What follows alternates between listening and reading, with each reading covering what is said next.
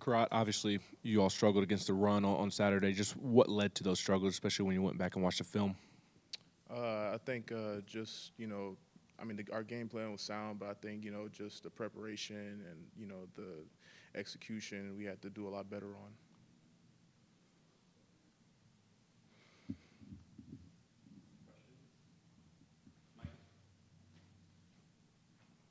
Yeah, Coach was talking about, watching that last game and looking to the next game. I mean, how quickly do you turn your focus, and how much of a boost will you get it back in Neyland Stadium when you play a team like Georgia?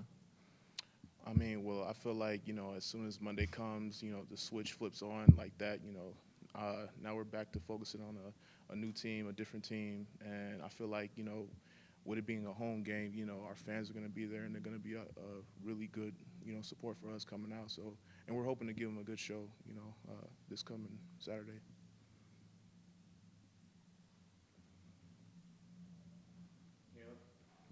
Looking at the tape from Saturday, what went wrong? Heupel said y'all broke contain on Brady Cook at times. What let him run so easily on y'all? Well, he was a phenomenal athlete.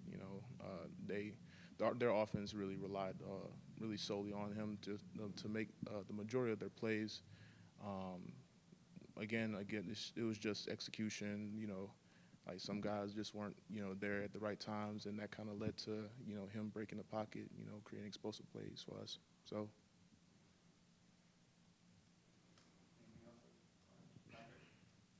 Kurott, you've gone up against Georgia several times now in your career, especially the last two games. What do you recall about those games and maybe the matchup and the challenge you guys have this week against their offense and their offensive line?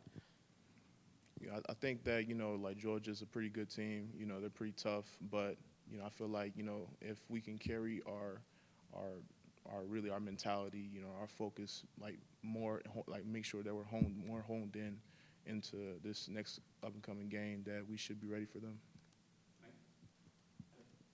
Yeah, I was going to ask you about, again, the home factor again and just the noise. And have you seen other teams have trouble communicating, and how much of an edge do you feel like that gives you?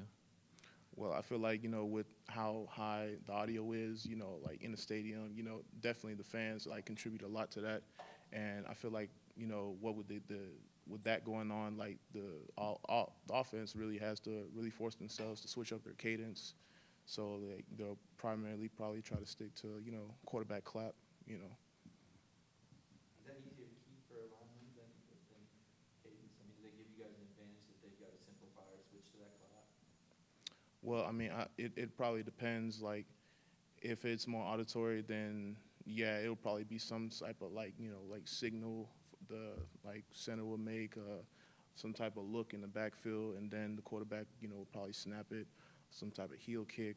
But it all depends.